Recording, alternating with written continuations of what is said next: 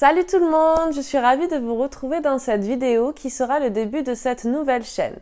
Comme vous l'avez vu dans le titre, je vais vous parler aujourd'hui de mon premier trimestre de grossesse. Je vais commencer par la découverte.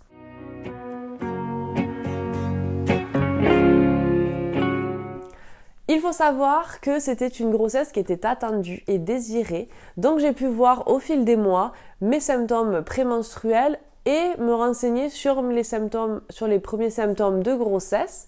Au final, c'est des symptômes qui peuvent être totalement similaires. Donc je pense comme beaucoup, j'ai eu de nombreux faux espoirs. Ce qui fait que ce fameux cycle, j'ai voulu attendre le 32e jour pour faire le test de grossesse. Donc je me doutais que ce serait positif, mais voilà, forcément, on n'est jamais sûr de rien. Ça pouvait être encore un retard de règles. Bien évidemment, il était positif, sinon je ne serais pas là. Donc j'ai de suite appelé mon mari en appel vidéo car il était au travail. Donc voilà, on était très contents tous les deux que enfin ce soit notre tour. Je vous mets le test en image.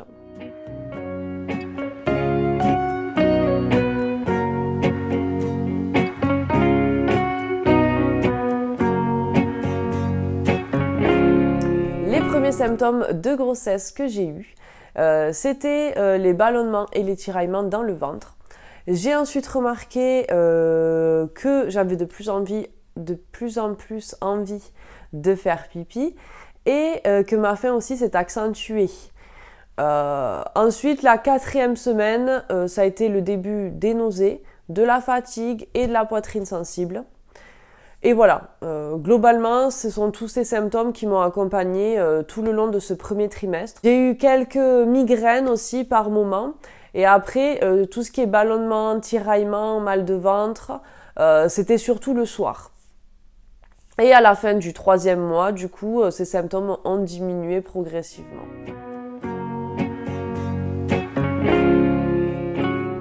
Alors, je n'ai pas fait de prise de sang pour confirmer ma grossesse. J'ai directement pris rendez-vous pour une échographie de datation dans ma 6e semaine. Donc pour celles qui ne connaissent pas, c'est une première échographie qui n'est pas du tout obligatoire, mais ça permet de voir, déjà de confirmer la grossesse, mais aussi de voir voilà, si l'embryon il est bien positionné dans l'utérus. On peut voir... on voit pas grand chose, hein. Je vous mets en image mon échographie. Donc voilà, c'est tout petit, c'est un petit embryon, un petit haricot. Et donc normalement, dans la 6e semaine de grossesse, on peut entendre les battements cardiaques. Ce qui veut dire qu'en général, voilà, c'est que tout va bien.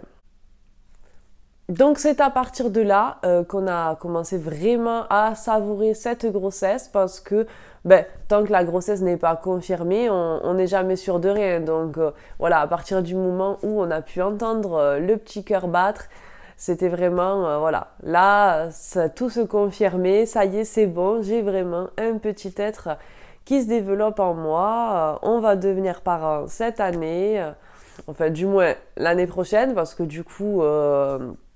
ces examens, je les ai faits en fin d'année 2020.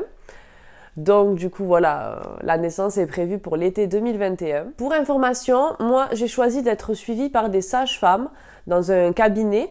Donc on peut être suivi par un gynéco, que ce soit en cabinet ou en clinique, directement dans la maternité où on accouche. Voilà, c'est vous qui choisissez. Moi, en termes de temps de route, c'était plus pratique d'être suivi par des sages-femmes, du coup, pour mon suivi tout au long de la grossesse et elles me font aussi du coup la préparation à la naissance. Pour en revenir aux examens, j'ai eu mon échographie du premier trimestre à 11 semaines de grossesse. Donc c'est une échographie juste géniale, je vous la mets en image. Comme vous pouvez le voir, il est tout petit mais tout formé, c'est vraiment trop mignon. Au début il était immobile et après on a pu le voir bouger dans tous les sens. C'était vraiment merveilleux, voilà, on était fascinés par l'écran, c'est juste magique. Certains parents peuvent avoir une estimation du sexe pendant cette échographie parce que du coup le bourgeon, s'il est vers le haut, ce serait un garçon et s'il est vers le bas, ce serait une fille. Donc nous, il était quand même assez parallèle, donc finalement on n'a pas pu vraiment savoir. On devra attendre l'échographie du 2e trimestre. Après cette échographie, j'ai dû faire la prise de sang de dépistage de la trisomie 21 et on m'a remis le dossier pour la déclaration de grossesse que j'ai dû envoyer à la Sécurité sociale et à la CAF. Ensuite, petite parenthèse, moi j'ai décidé d'accoucher dans une maternité d'une grande ville, ce qui fait que j'ai dû m'inscrire sur internet dès la 6e semaine de grossesse. Donc ils ont accepté ma demande et ils m'ont donné un rendez-vous à la maternité. À ce rendez-vous, c'est surtout administratif, donc les sages-femmes, elles ont complété mon dossier avec mes coordonnées, les antécédents familiaux, etc. Elles m'ont remis des documents sur la grossesse, sur la maternité, la liste de naissance et elles m'ont fait une ordonnance pour des bas de contention. Ensuite, comme je suis suivie par des sages-femmes libérales, elles ont programmé le rendez-vous de suivi du 8e mois que j'aurai à faire à la maternité. Ensuite, un rendez-vous avec l'anesthésiste et ensuite mon rendez-vous de suivi du 9e mois. Pour terminer ce premier trimestre, j'ai eu mon rendez-vous de suivi du 3e mois avec ma sage-femme. Donc tout s'est très bien passé, on a discuté sur l'évolution de ces 3 premiers mois et on a pu écouter le cœur de bébé et tout va bien.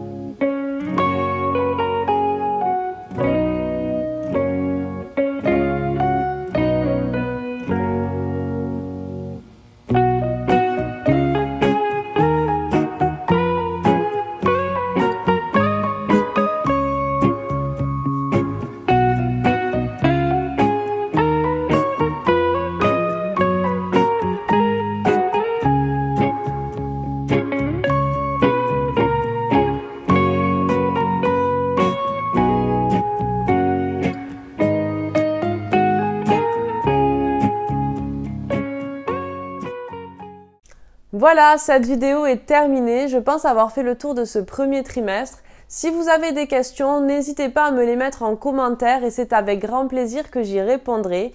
Si vous avez aimé cette vidéo, pensez à liker et si vous aimez ce genre de vidéo sur la grossesse, pensez à vous abonner parce qu'il y en aura d'autres prochainement. Voilà, j'espère que ça vous a plu et je vous dis à bientôt dans une nouvelle vidéo. Ciao, ciao!